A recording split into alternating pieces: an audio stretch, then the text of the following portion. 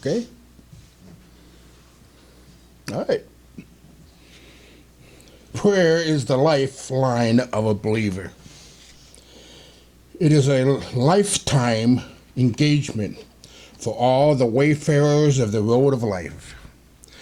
The journey is long and the road is windy, but with every step is the comforting presence of the one who promised, "I will never leave or forsake you." Hebrews 13, verse 5. Let your conversation be without covetousness, and be content with such things as you have. For he has said, "I will never leave thee nor forsake thee." We have an Elohim that answers prayers. Call unto me, and I will answer thee, and show thee great and mighty things which thou knowest not. You find this in Jeremiah 33, verse 1. Moreover, the word of Yahweh came unto Jeremiah the second time while he was yet shut up in the court of the prison, saying, Thus says Yahweh, the maker thereof, Yahweh that formed it to establish it. Yahweh is his name. Call unto me, and I will answer thee, and show thee great and mighty things which thou knowest not. In Psalms, verse 126, verse 1, when Yahweh turned again the captivity of Zion, we were like them that dream. Then was our mouth filled with laughter, and our tongue with singing. Then said they among the heathen, Yahweh has done great things for them. Yahweh has done great things for us, whereof we are glad. Turn again our captivity, O Yahweh, as the streams in the south. They that sow in tears shall weep in joy. He that goes forth and weeps bears precious seed, shall doubtless come again with rejoicing, bringing his sheaves with him. Yahweh has committed himself to answering prayer. He is a rewarder, meaning he doesn't owe us anything. In Hebrews 11, verse 6, but without faith it is impossible to please him. For he that comes to Yahweh must believe that he is, and that he is a rewarder of them that diligently seek him. He has not asked his people to seek him in vain. Isaiah 45, verse 19. I have not spoken in secret in a dark place of the earth. I said not unto the seed of Jacob, Seek you me in vain. I, Yahweh, speak righteousness. I declare things that are right. He said, Call unto me, and I will answer. Jeremiah 33, verse 3. Call unto me, and I will answer thee, and show thee great and mighty things which thou knowest not. And again he says in Matthew 7, verse 7, Ask, and it shall be given you. Seek, and you shall find. Knock, and it shall be opened unto you. The book of Proverbs says the expectation of the righteous shall not be cut off. In Proverbs 23, verse 18. For surely there is an end, and thy expectation shall not be cut off. Proverbs 24, verse 14. So shall the knowledge of wisdom be unto thy soul when thou hast found it. Then there shall be a reward, and thy expectation shall not be cut off.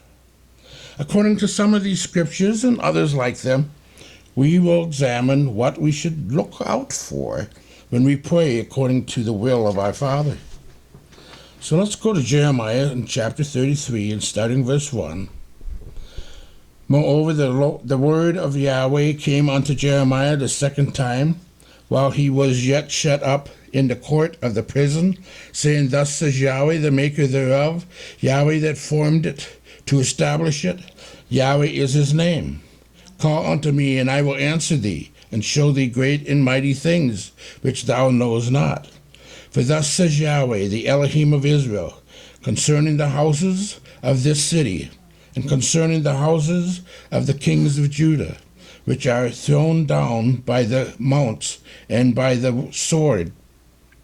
They come to fight with the Chaldeans, but it is to fill them with the dead bodies of men, whom I have slain in my anger and in my fury, and for all whose wickedness I have hid my face from this city. Behold, I will bring it health and cure, and I will cure them, and will reveal unto them the abundance of peace and truth. And I will cause the captivity of Judah and the captivity of Israel to return, and will build them as at the first. And I will cleanse them from all their iniquity, whereby they have sinned against me. And I will pardon all their iniquities, whereby they have sinned, and whereby they have transgressed against me. And it shall be to me a name of joy, a praise, and honor before all the nations of the earth, which shall hear all the good that I do unto them. And they shall fear and tremble for all the goodness and for all the prosperity that I procure unto it. Thus says Yahweh, again there shall be heard in this place, which you shall say, be desolate, without man and without beast, even in the cities of Judah and in the streets of Jerusalem that are desolate, without man and without inhabitant and without beast. The voice of joy, the voice of gladness, the voice of the bridegroom and the voice of the bride, the voice of them that shall say, praise Yahweh of hosts, for Yahweh is good, for his mercy endures forever. And of them that shall bring the sacrifice of praise into the house of Yahweh. For I will cause to return to captivity of the land, as at the first, says Yahweh. Thus says Yahweh of hosts, again in this place, which is desolate, without man and without beast, and in all the cities thereof shall be a habitation of shepherds causing their flocks to lie down. In the cities of the mountains, in the cities of the vale, and in the cities of the south, and in the land of Benjamin, and in the places about Jerusalem, and in the cities of Judah, shall the flocks pass again under the hand of him that tells them, says Yahweh. Behold, the days come, says Yahweh, that I will perform that good thing which I have promised unto the house of Israel and to the house of Judah. In those days and at that time will I cause the branch of righteousness to grow up unto David, and he shall execute judgment and righteousness in the land. In those days shall Judah be saved, and Jerusalem shall dwell safely. And this is the name wherewith she shall be called, Yahweh our righteousness. For thus says Yahweh, David shall never want a man to sit upon the throne of the house of Israel. Neither shall the priests, the Levites, want a man before me to offer burnt offerings, and to kindle meat offerings, and to do sacrifice continually. And the word of Yahweh came unto Jeremiah, saying, Thus says Yahweh, if you can break my covenant of the day and my covenant of the night, and that there should not be day and night in their season, then may also my covenant be broken with David, my servant, that he should not have a son to reign upon his throne, and with the Levites, the priests, my ministers, as the host of heaven cannot be numbered, neither the sand of the sea measured. So will I multiply the seed of David my servant, and the Levites that minister unto me. Moreover, the word of Yahweh came to Jeremiah, saying, Considerest thou not what this people have spoken, saying, The two families which Yahweh has chosen, he has even cast them off?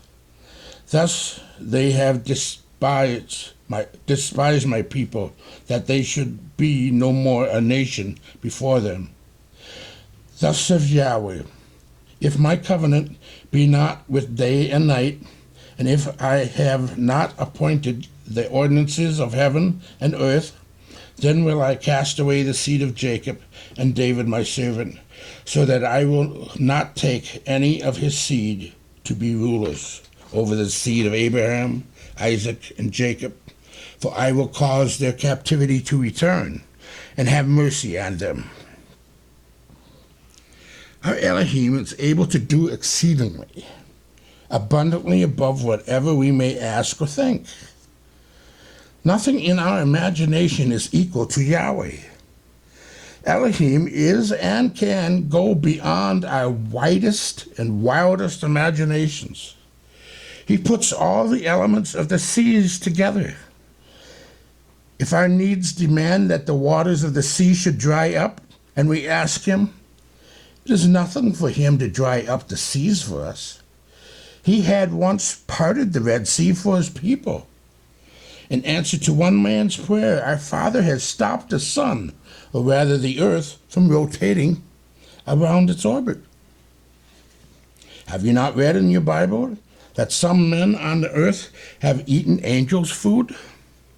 Psalm 78, verse 24, and had rained down manna upon them to eat, and had given them of the corn of heaven. Man did eat angel food. He sent them meat to the full. Do you remember that a prophet was fed with food couriered by a bird? In 1 Kings 17, verse 6. And the ravens brought him bread and flesh in the morning, and bread and flesh in the evening, and he drank of the brook. Study the scriptures. Money was provided to pay taxes from the mouth of a fish.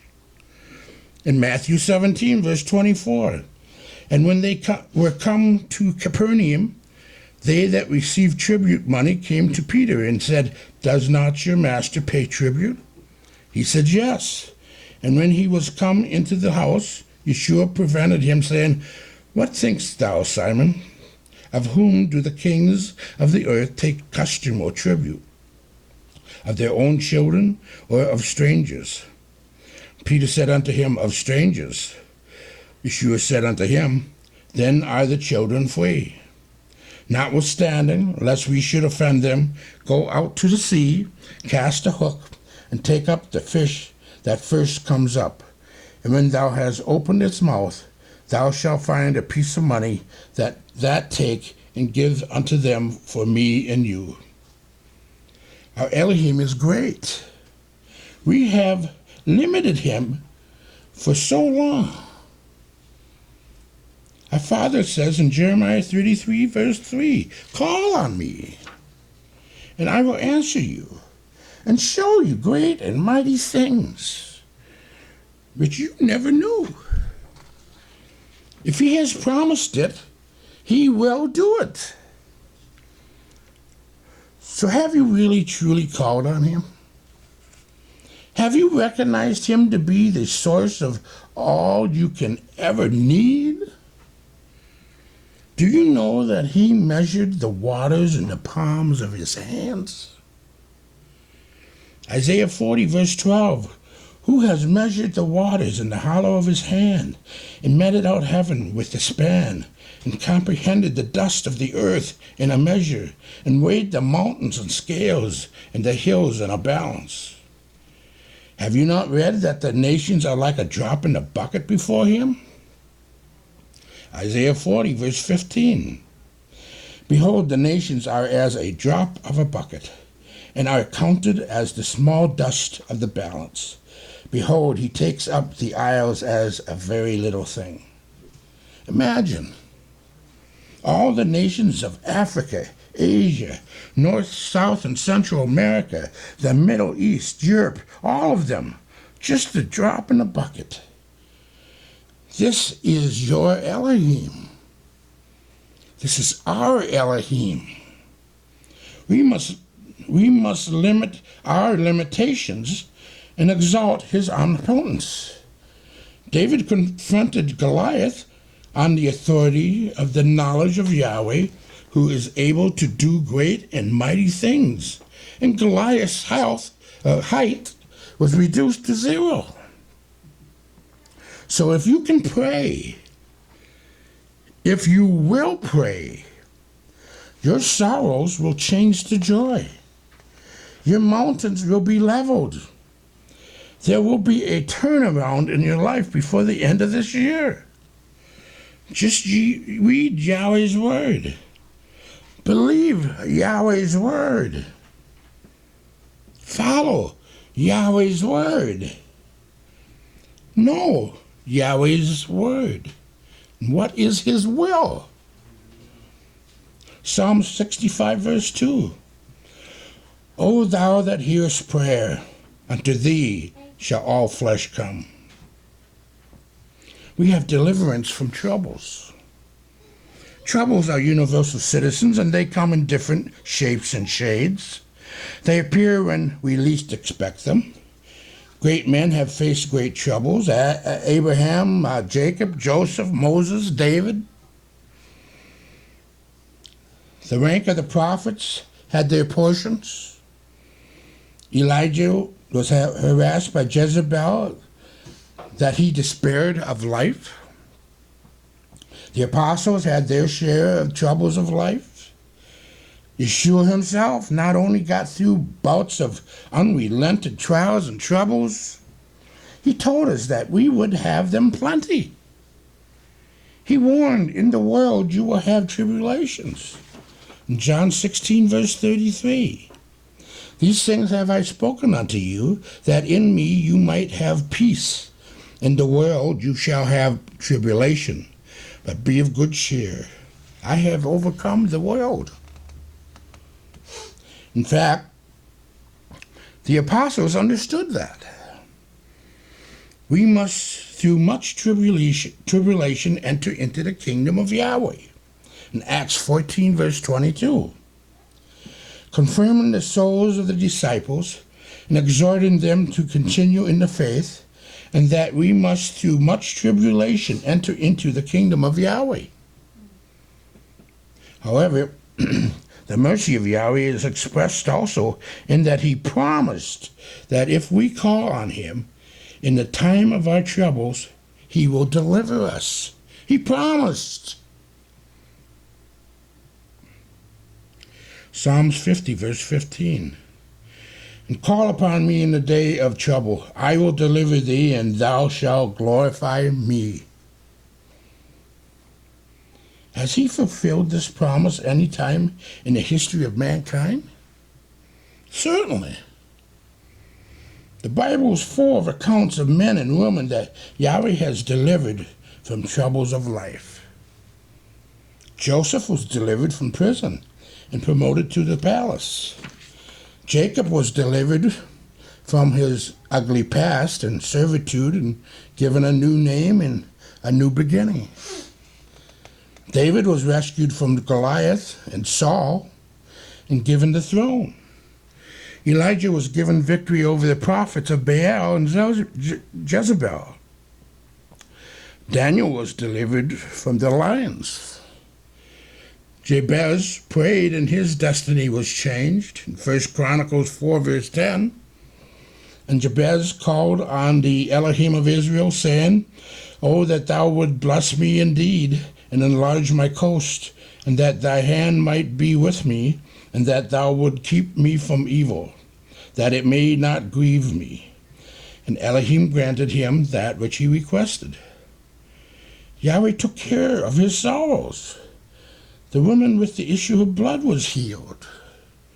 Blind Bartimaeus had his eyes opened. Mark 10, verse 46. And they came to Jericho, as he went out of Jericho with his disciples and a great number of people. Blind Bartimaeus, the son of Timaeus, sat by the highway side begging.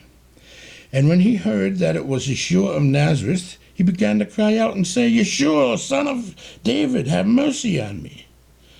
Many charged him that he should hold his peace. Be quiet. But he cried the more, a great deal. Thou son of David, have mercy on me. And Yeshua stood still and commanded him to be called. And they called the blind man, saying unto him, Be of good comfort, rise, he calls for thee. And he, casting away his garment, rose and came to Yeshua. And Yeshua answered and said unto him, What wilt thou that I should do unto thee? The blind man said unto him, Master, that I might receive my sight. And Yeshua said unto him, Go thy way, thy faith has made thee whole. And immediately he received his sight and followed Yeshua in the way. Yahweh has committed himself to answering prayers. We have because we don't ask. James 4, verse 2. You lust and have not. You kill and desire to have and cannot obtain. You fight and war, yet you have not, because you ask not. Prayer is more potent than the arsenals of war. It is more powerful than the atomic or nuclear bomb. Prayer accesses and penetrates the elements of the spiritual. Remember, we're wrestling not with flesh and blood, with spirits in high places. A man is as powerful as his prayers. This is true when we realize that prayer is working in concert with Yahweh over any impossibility of a man. Yeshua commanded that in Luke 18, verse 1, and he spoke a parable unto them to this end, that men ought to always pray and not to faint. Don't give up. He's not working on our timetable. He's working on his. Keep asking. He promised. You gotta believe it. Life is defined as either a race or a battle. Never a joke or a casual game. Both require strength. The man or woman that will not faint, therefore, must better be praying. He who fails to pray becomes a prey. This is the equation of life. The time of trouble is when human strength, wisdom, or resources become ineffective and inadequate, and therefore unproductive. It is called in various terms the swelling of Jordan, the evil day, the time of Jacob's trouble, the day of reckoning, the hour and the power of darkness. Every man has a portion. There's no escape.